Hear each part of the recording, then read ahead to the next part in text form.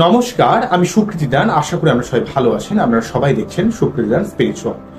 আজকে আমি আলোচনা করবো যে what is the pure relationship, অর্থাৎ রিলেশনশিপ অরিজিনাল বা পিওর বলতে আমরা কি বুঝি, কিভাবে এই প্রকৃত সম্পর্ক আমরা জীবনে ক্রিয়েট করতে পারি তা নিয়ে একটা দীর্ঘ আলোচনা করবো। প্রকৃত সম্পর্ক কোনটা, কিভাবে মানুষের জীবনে অ্যাকচুয়াল প্রকৃত সম্পর্ক তৈরি হতে পারে। এত কিছুর বাধ্যবাধকতা, এত কিছু নেগেটিভিটি, এত কিছু প্রবলেমের মধ্যেও এখনকার দিনের একটা রিয়েল সম্পর্ক তৈরি করা সত্যি নেক্সট টু ইম্পসিবল। তার মধ্যে প্রচুর সমস্যা ক্রিয়েট করে। তো কিভাবে আমরা প্রকৃত সম্পর্কের স্বাদকে পেতে পারি তা নিয়ে একটা দীর্ঘ আলোচনা করে মূল আলোচনা আসার আগে আমরা জানিয়ে রাখি, বিভিন্ন ধরনের মোটিভেশন সংক্রান্ত ভিডিও পেতে আমার এই সুকৃতি দান স্পিরিচুয়াল চ্যানেলটিকে সাবস্ক্রাইব করুন এবং পাশে থাকা বেল আইকনে ক্লিক করুন। চলে আসি মূল আলোচনা। প্রথমেই বলবো, দেখুন, সম্পর্ক শুধুমাত্র হাই হ্যালো থেকে শুরু হলেও আমরা যখন একটা কোনো সম্পর্কের মধ্যে আস্তে আস্তে এন্ট্রি নিই, তো সম্পর্ক একদিন থেকে কখনো বোঝা যায় না যে সম্পর্কটা কিভাবে তৈরি হবে, কিভাবে ক্রিয়েট হবে। ধরুন, একটা সম্পর্ক ক্রিয়েট হলেও সম্পর্ক কতদিন স্টে করবে কেউ কিন্তু বলতে পারে না। সম্পর্ক স্টে করতে গেলে অনেকগুলো আমাদের জীবনে একটা বাধ্যবাধকতার জায়গাটা কিন্তু ফেস করতে হয়। কোন জায়গাটা ফেস করতে হয়? সেই ব্যাপারটা হলো, একজন যখন আরেকজনের অ্যাবসেন্টকে যখন অনুভব করতে পারবে, অর্থাৎ কেউ নেই, আরেকজন হয়তো একটু ব্যস্ত রয়েছে, কিন্তু তার জন্য তার মন যখন কাঁদবে, সে যখন অনুভব করবে, তখনই কিন্তু প্রকৃত সম্পর্ক একটা তৈরি হবে। একজন যদি অপরকে অনুভব করতে না পারে, তার ফিলিংসকে হয়তো একদিনই তারা অনুভব করতে পারবে না। আজকে সম্পর্ক হলো মানে কালকে তার সমস্ত দুঃখ কষ্টকে বুঝে যাবে না, সেটাও ঠিক নয়। কিন্তু তাকে যে অনুভব করা, তার যে ভালো ভালো গুণগুলোকে নিয়ে অবগত হওয়া, যে হ্যাঁ, ওর মধ্যে অনেক কিছু ভালো ভালো গুণ আছে, তো তাই আমার এত ভালো লাগে। অর্থাৎ সবসময় যে রাত নেই দিন নেই সবসময় কথা বলতে হবে, মানে এমন একটা হয়ে গেছে ফোনটা এসে, না যে খেতে যাচ্ছে, পটিতে যাচ্ছে, সবসময় একটা ফোনের মধ্যে একটা মানুষ থেকে যাচ্ছে। তো অ্যাকচুয়াল রিয়েল রিলেশনশিপ কিন্তু তা নয়। রিয়েল রিলেশনশিপ মানুষের তৈরি হবে, মানুষ একজন আরেকজনকে অনুভব করবে, তাকে বুঝবে। হয়তো এই যুগে খুবই বেমানান মনে হচ্ছে কথাটা, অর্থাৎ একজন অপরের জন্য পাগল হয়ে যাবে, অর্থাৎ অনুভব করতে পারবে প্রতি মুহূর্তে, তাকে যেন দেখতে পাবে, তাকে যেন ফিল করতে পারবে, মনে হবে যে তার মনে যেন আলাদা একটা জায়গা রয়েছে তার জন্য। তো এই জায়গাটা না হলে মানুষের জীবনে রিলেশনশিপের মধ্যে কখনোই গাঢ়ত্ব আসে না, কখনোই ডিপনেস ব্যাপার তৈরি হয় না। আমাদের জীবনে সবকিছু এমন একটা পর্যায়ে চলে গেছে, অর্থকেন্দ্রিক মেন্টালিটি, আমাদের মেটেরিয়ালিস্টিক ব্যাপারের জন্য আমাদের সবকিছু দেখনদারি করতে করতে করতে করতে, ফেসবুক বলি, সোশ্যাল মিডিয়া বলি, হোয়াটসঅ্যাপ বলি, কোথাও ঘুরতে গেলেন দেখিয়ে দিলেন যে আমি গার্লফ্রেন্ডের সঙ্গে গেছিলাম, এই দেখানোটা যে খুব খারাপ তা ঠিক বলছি না, কিন্তু অ্যাকচুয়ালি তার যে এসেন্স, তার যে অনুভব করা, মানুষের যে নিজস্বতা, সেই জিনিসটা আস্তে আস্তে হারিয়ে যাচ্ছে। কারণ আমরা নিজেরাই কিন্তু হারিয়ে ফেলেছি। আমরা নিজেরাই মন থেকে অনুভব যতটুকু করি না করি, আমরা কিন্তু সবসময় একটা দেখাতে পছন্দ করি। এই যে দেখনদারি ব্যাপার, এই যে শো আপ করছি, কিন্তু অরিজিনাল ব্যাপারটা কিন্তু আমাদের জীবন থেকে আস্তে আস্তে মিসিং হয়ে যাচ্ছে। ঠিক আছে, হয়তো আপনি নিজেও বুঝতে পারছেন না যে কিভাবে সোশ্যাল মিডিয়া, জন্মদিন মানে আপনাকে কেক কাটতেই হবে, জন্মদিন বিয়ের পর আপনাকে হানিমুনে যেতেই হবে, এইটা একটা অঘোষিত হলেও জিনিসটার প্রায়োরিটি হয়ে গেছে। কিন্তু মানুষের জীবনের যে মূল্যবোধ, মানুষের যে সম্পর্কের মধ্যে যে বন্ডিং, সেই জায়গাটা মানুষ যেন কোথাও যেন হারিয়ে ফেলছে। সবকিছু দিয়েও দেখবেন যে আপনি হয়তো লাইফ পার্টনারকে সবকিছু দিয়েও তার কিন্তু মন তার যোগান দিতে পারছেন না, তার মনকে খুশি রাখতে পারছেন না, বা আপনারও মনে হচ্ছে যে আপনি যেন কম পড়ে যাচ্ছে, বা আপনিও যেন তার থেকে ভালোবাসা পাচ্ছেন না। অর্থাৎ নিজেদের মধ্যে একটা ইন্টারনাল যে সম্পর্কটা কোথাও যেন মিসিং হয়ে গেছে। তাই মানুষের সম্পর্কের ব্যাপারে বলতে গেলে মানুষের যে প্রায়োরিটির ব্যাপারকে অবশ্যই সেট করা উচিত।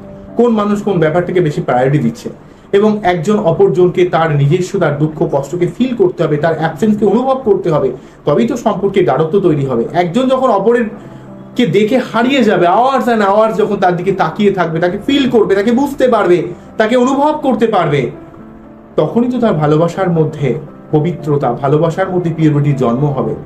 কিন্তু এখনকার জিনিস খুব সহজলভ্য হয়ে গেছে, খুব অর্থকেন্দ্রিক মেন্টালিটি হয়ে গেছে।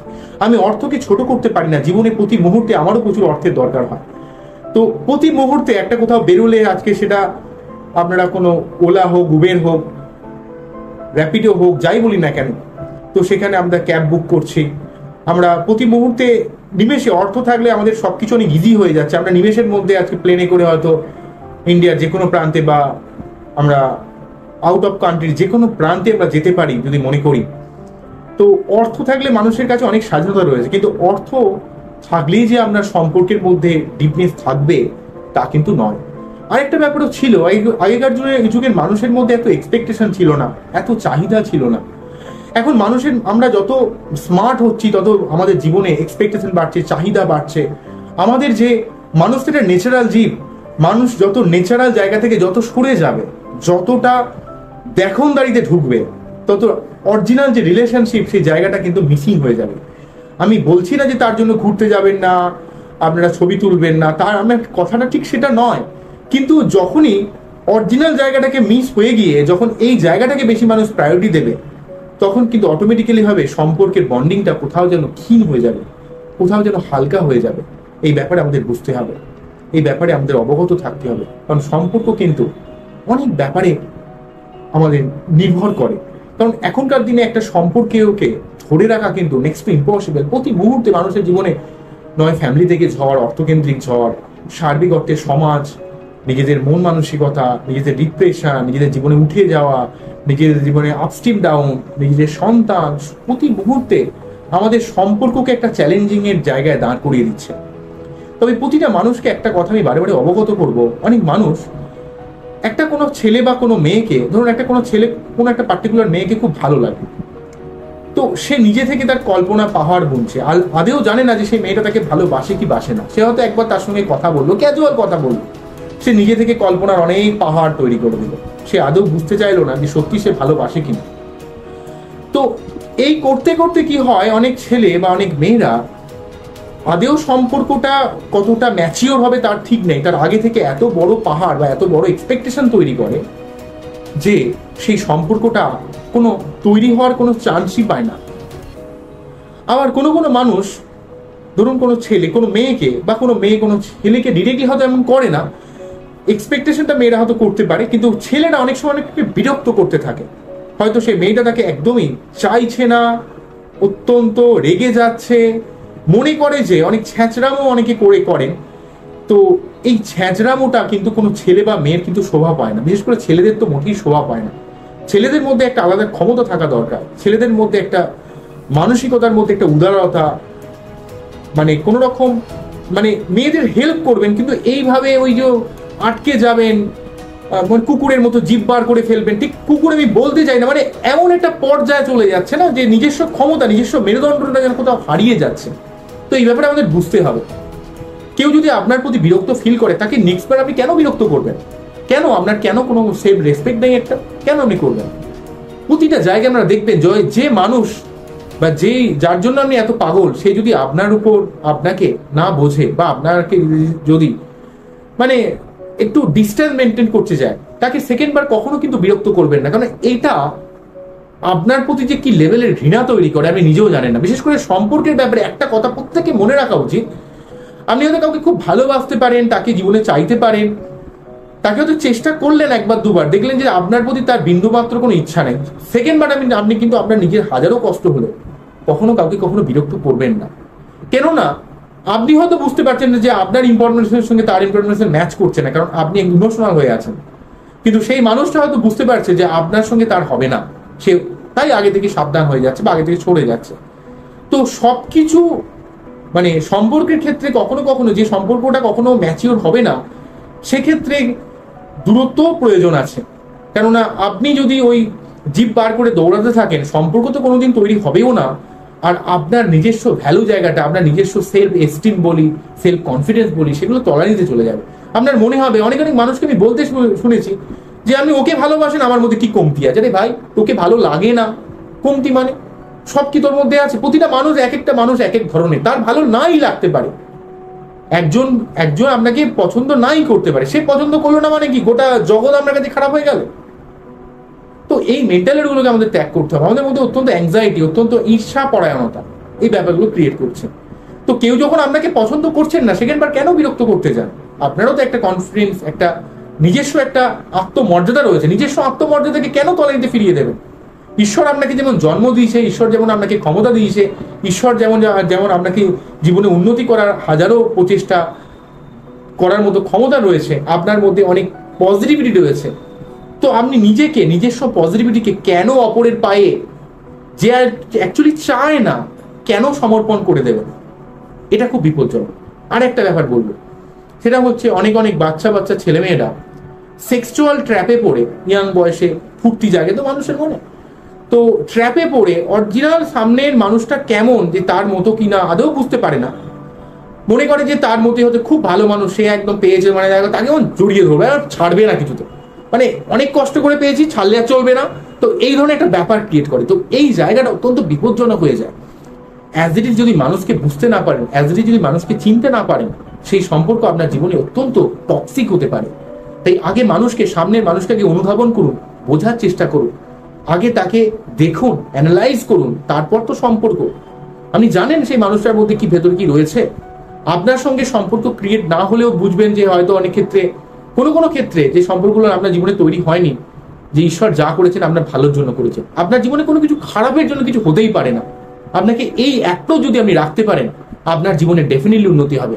আপনাকে কোনো দিক থেকে কেউ কিন্তু কোনোভাবে নেগেটিভ করতে পারবে না।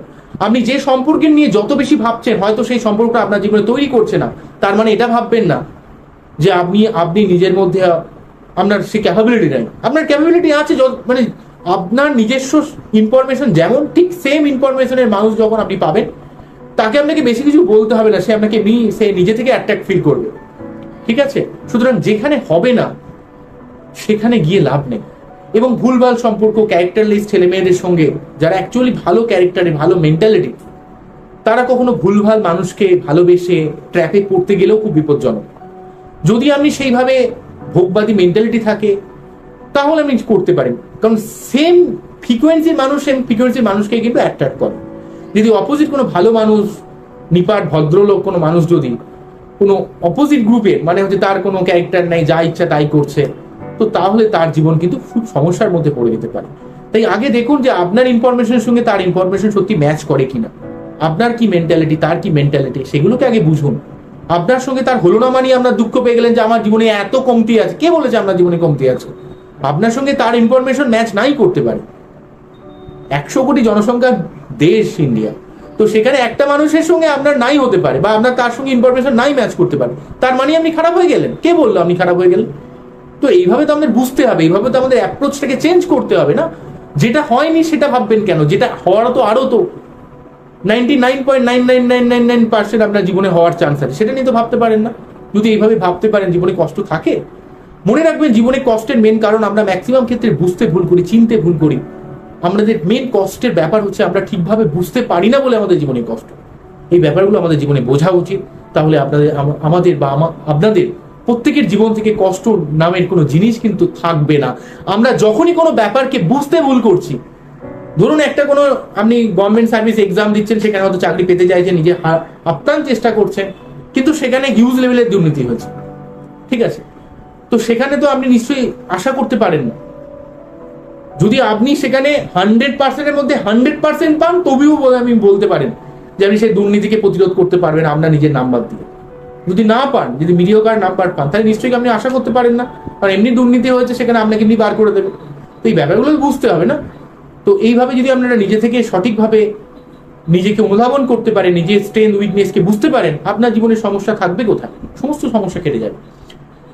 তো আজকে এখানেই থামছি। আপনারা সবাই ভালো থাকবেন, সবাইকে ভালো রাখবেন, এই অনুষ্ঠানে শেষ করছি। নমস্কার, থ্যাংক ইউ।